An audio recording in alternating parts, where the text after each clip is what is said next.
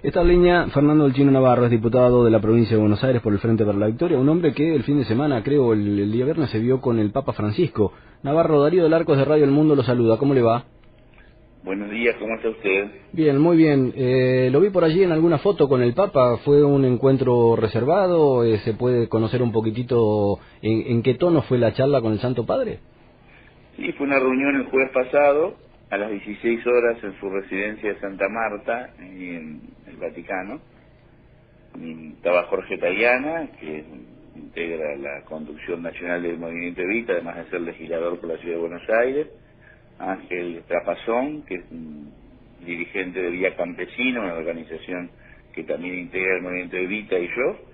Tuvimos una charla con su santidad de 2 horas en su residencia, realmente una charla conmovedora, donde obviamente hablamos de temas diversos, pero lo que yo resalto es la humildad, el afecto, el cariño que nos dispensó, escucharnos, darnos su opinión, intercambiar ideas. ¿Coincide con aquellos que han visto a un Jorge Bergoglio rejuvenecido a partir de esta unción como Santo Padre? Yo lo conozco a Bergoglio personalmente desde el 2009, 2010, y he tenido varias reuniones con él, junto con Emilio Pérsico y otros integrantes del Movimiento Evita, porque realizamos tareas conjuntas con laicos y curitas ligados al entonces cardenal Bergoglio en barrios críticos por el tema de cooperativas de trabajo, cartoneros, adictos, y la verdad que lo veo igual, pero más imponente en su humildad, más refulgente en su sencillez, porque es el Papa, porque es el jefe de la Iglesia Católica, porque está en el Vaticano y porque su voz es escuchada. No está de adorno, digamos. Lo que él dice se discute en Davos, Obama lo va a ir a ver en marzo, en el Congreso de Estados Unidos los congresistas de un partido y otro discuten sobre los postulados que plantea su santidad, y a nosotros que planteamos que este capitalismo salvaje, irracional, inhumano lleva a la perdición a nuestra sociedad, nos da legitimidad y autoridad porque estamos en consonancia con su planteo, que ha hecho recapacitar a muchos sectores importantes de distintos ámbitos en todo el mundo. Bien, lo traigo a la Argentina, lo traigo a la política doméstica. Hoy creí escuchar, o mejor dicho, escuché al jefe de gabinete Jorge Capitanich hablar del peronismo. Cuando le preguntaban del peronismo decía que todo el peronismo está encolumnado lo que es la defensa de la gestión de la presidenta Cristina Fernández de Kirchner. ¿Usted cómo ve al peronismo hoy? ¿Lo ve dividido, ya con gente asfaltando lo que puede llegar a ser la competencia electoral 2015? El tema es que habría que discutir hoy qué es el peronismo. El peronismo es una doctrina que nació allá por la década del 40 en el siglo XX, el siglo pasado. Y hoy a varias décadas creo que quienes dicen que son peronistas y se sientan con la sociedad rural, o dicen que son peronistas y van corriendo a la embajada de Estados Unidos a criticar a un gobierno que con aciertos y errores expresan las mayorías populares, lo que dicen que son peronistas, pero les interesa enfriar la economía porque responden a las variables del Fondo Monetario, los que dicen que son peronistas, pero le dan la espalda a América Latina, me parece que por más que digan que son peronistas, no son peronistas. Tampoco yo tengo el peronómetro, ni soy yo quien para decir quién es más o menos peronista. En definitiva, lo importante es lo que se hace, no la denominación que uno tiene. Y este es un gobierno claramente identificado con los intereses populares, que del 2003 a la fecha ha construido mercado interno, consumo, más industria, más trabajo, más salario, y con cuestiones, por supuesto, que hay que resolver, que nosotros somos conscientes y que estamos trabajando en esa dirección, y algunos no son de resolución fácil ni inmediata. ¿Usted cree que, en función de que la presidenta Cristina Fernández no tiene reelección, cree que ya perfilan algunos candidatos? ¿Usted cree que el candidato natural es Scioli, o no comparte, como ha dicho por ahí Mariotto las últimas horas, esa especulación? Yo tengo otras preocupaciones, que es trabajar como legislador. Además se me ha conferido la responsabilidad de conducir el bloque del Frente para la Victoria en la provincia de Buenos Aires, en la resolución de los problemas que aquejan a los bonaerenses. Hoy por hoy, para mí, las candidaturas y pensar en candidatos naturales, en posicionamiento, no está en mi agenda, no tengo tiempo para ese tipo de análisis. ¿Cómo lo ve el gobierno encarando lo que es la lucha contra la inflación, contra el aumento de precios?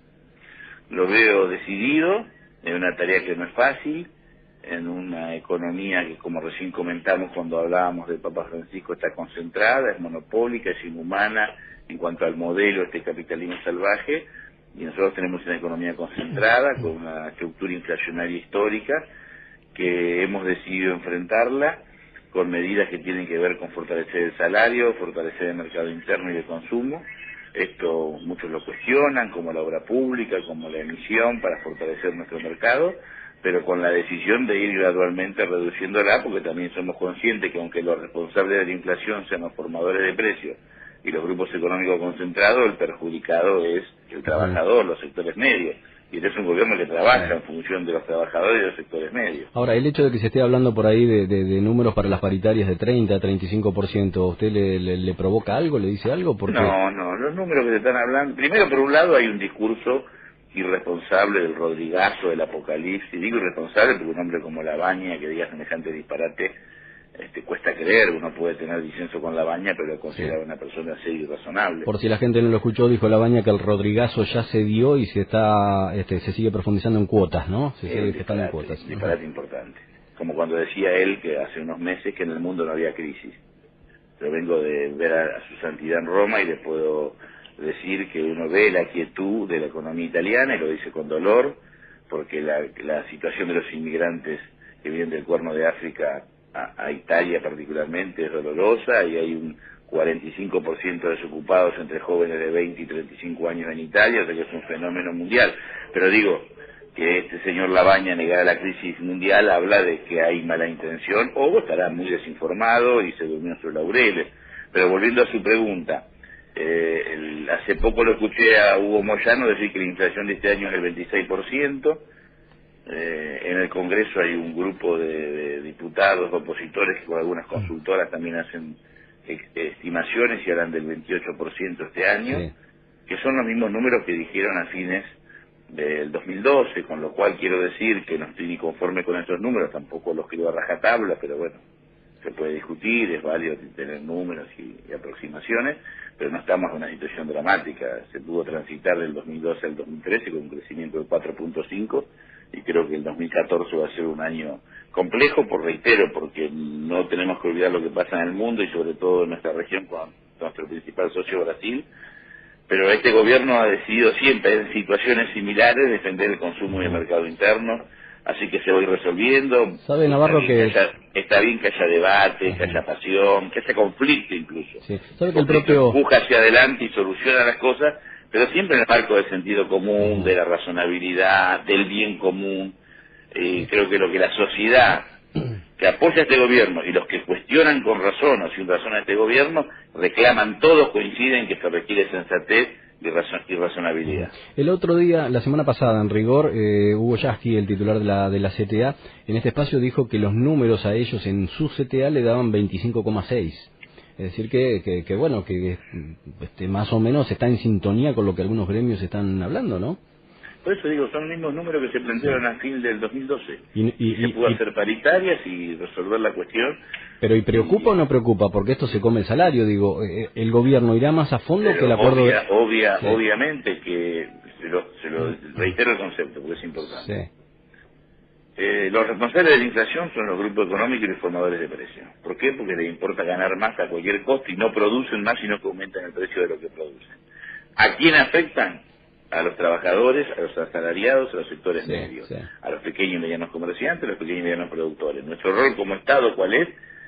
Es no ser neutral, trabajar en defensa de los sectores medios, los trabajadores, pequeños y medianos productores, pequeños y medianos comerciantes. ¿Cómo se hace? Fortaleciendo el mercado interno, defendiendo las paritarias, defendiendo el salario. Eso es lo que va a hacer este gobierno. Ahora, no somos un gobierno neutral. Está claro. Yo lo que le pregunto, teniendo en cuenta que usted conoce bastante el paño, ¿el gobierno se quedará en esto del acuerdo de precios o habrá más medidas de fondo?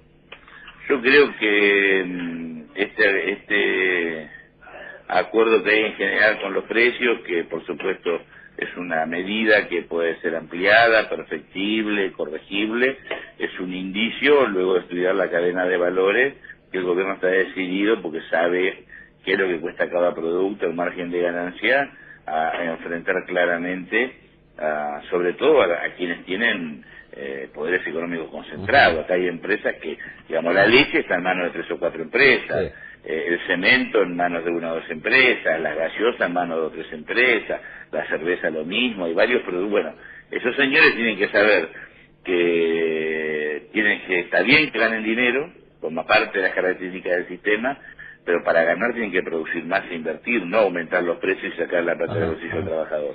Y también nosotros como ciudadanos, más allá que en el caso del gobierno siempre tenemos más responsabilidad, elegir ser ciudadanos y no consumidores.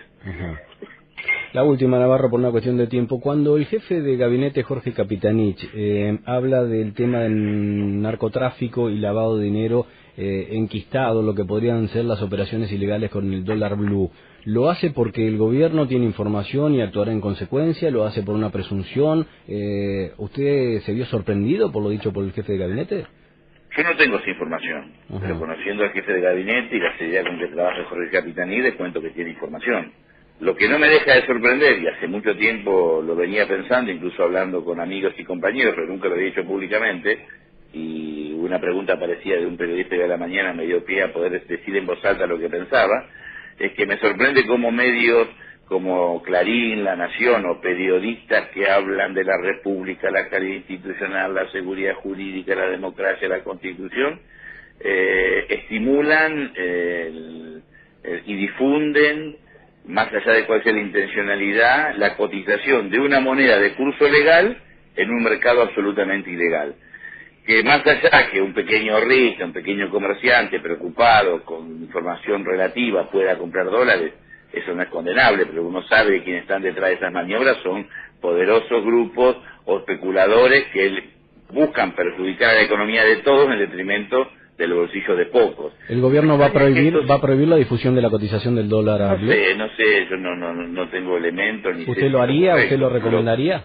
No me gusta decidir cosas así sobre la marcha que tienen que ver con cuestiones más complejas. Lo que sí me sorprende que tanta legalidad y en tapa aparezcan permanentemente o en sus canales de televisión o en la radio o los periodistas, pues después hay periodistas que obviamente son críticos, opositores y lo hacen desde una honestidad intelectual y está bien porque no somos los dueños de la verdad en el gobierno, pero hay otros que responden a algún interés determinado, eso también se sabe y no es un fenómeno local, es un fenómeno mundial, es lo que denuncia cotidianamente su santidad Francisco, pero si reivindicamos la legalidad no podemos publicitar la ilegalidad. Navarro, como siempre, gracias por este contacto. Gracias a usted, que siga muy bien. Fernando